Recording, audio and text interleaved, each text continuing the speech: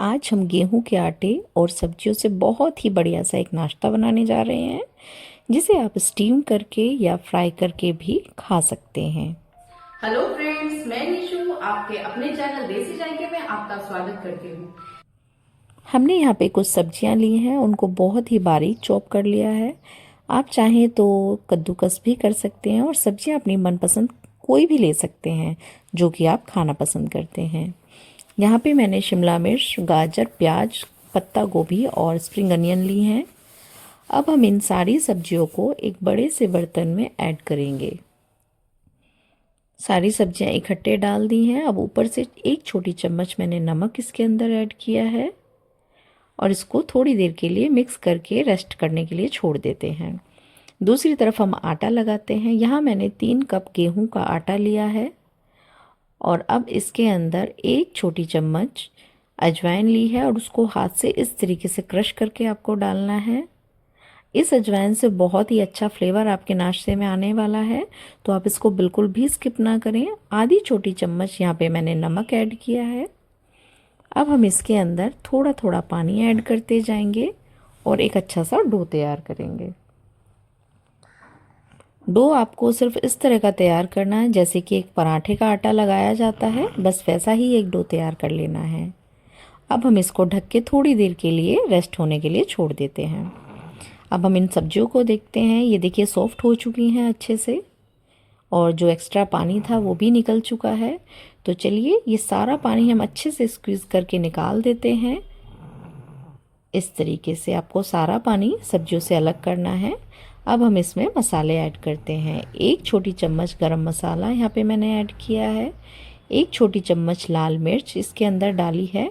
आधी छोटी चम्मच काला नमक। काले नमक से बहुत ही अच्छा स्वाद आता है, तो बिल्कुल भी स्किप ना करें। आधी छोटी चम्मच काली मिर्च मैंने इसके अंदर ऐड की हैं। अब हम इसको अच्छे से मिक्स कर लेंगे। उसके बाद मैंने गैस पे पैन रख दिया है और इसमें थोड़ा सा ऑयल ऐड किया है।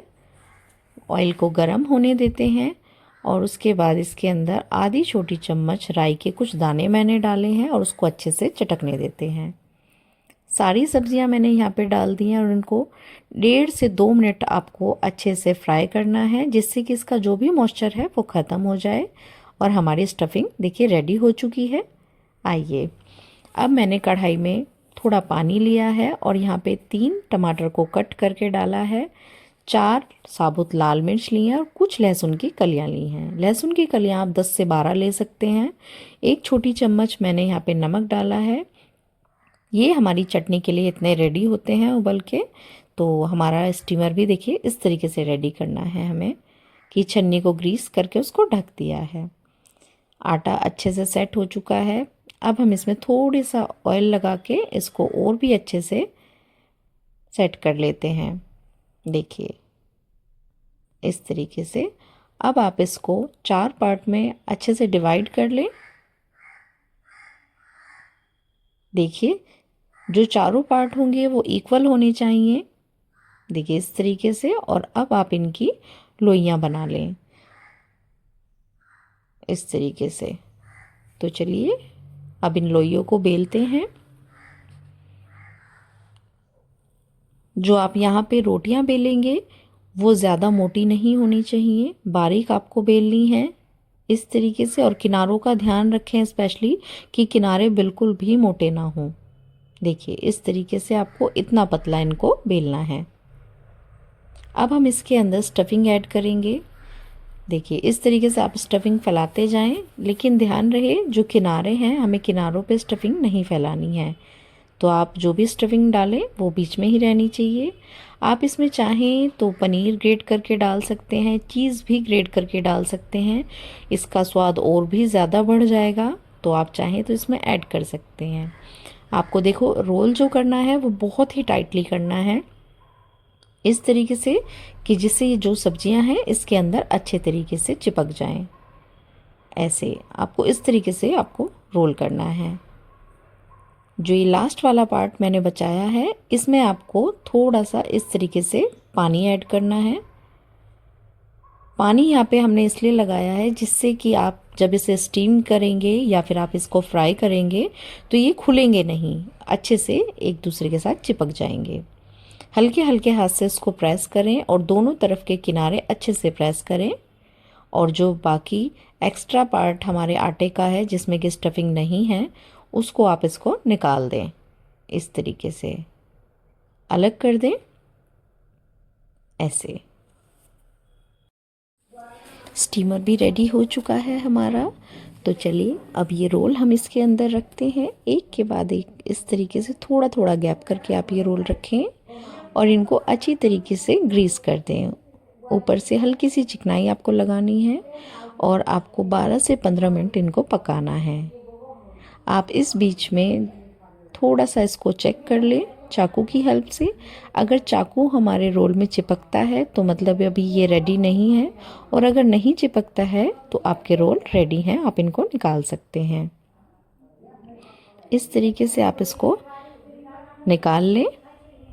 देखिए इस तरीके से बन के रेडी होंगे ये।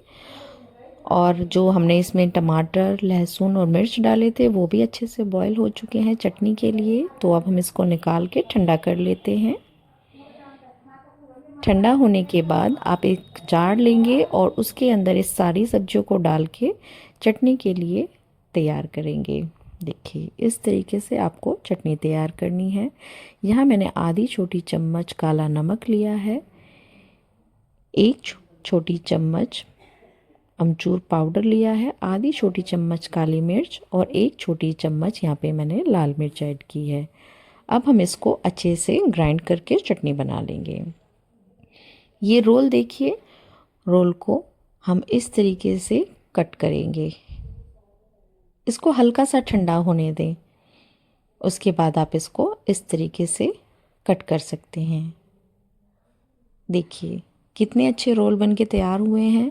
आप चाहें तो आप इनको इस तरीके से भी खा सकते हैं। मेरी चटनी भी बन के तैयार हो गई है और इसके अंदर मैंने बारीक कटा हुआ हरा धनिया ऐड किया है जो बहुत ही स्वादिष्ट लगता है। इस तरीके से चटनी भी रेडी है। अब आगे का प्रोसेस करते हैं। यहाँ मैंने 3 चम्मच मैदा ली है और उसके अंदर थोड़ा सा पानी ऐड किया है और इसका एक पेस्ट तैयार किया है। आधी छोटी चम्मच नमक ऐड किया है और जो रोल हमने बनाए हैं वो मैंने इसके अंदर अच्छे से डिप किए हैं और उसके बाद इसको ब्रेड की पाउडर के साथ अच्छे से कोटिंग की है और इसको शैलो फ्राई किया है। तो देखिए इस तरीके से आप इसको फ्राई भी कर सकते हैं। ये बहुत ही टेस्टी लगते हैं फ्रेंड्स खाने में, आप ज़रूर से ट्राई करें। बहुत ही स्वादिष्ट और बहुत ही कम टाइम में ये बन के तैयार हो जाते हैं। बच्चों को बहुत ही पसंद आते हैं, स्पेशली हमारे घर में ये बहुत ज़्यादा बनते हैं। इस तरीके से देखिए फ्रेंड्स, अगर आप मेरे चैनल पे नए हैं तो प्लीज़ उसे सब्सक्राइब करें, मेरी वीडियोस को लाइक करें, शेयर करें और उन पे कमेंट ज़रूर करें। देखिए मैंने दोनों तरह से आपको बनाना सिखाया है। आप इस तरीके से स्टीम भी कर सकते हैं और अच्छे से इसको फ्राई करके भी खा सकते हैं। ये बहुत ही स्वादिष्ट लगते हैं, तो आप ज़रूर से इसको ट्राई करें। बहुत ही टेस्टी बन के तैयार होते हैं।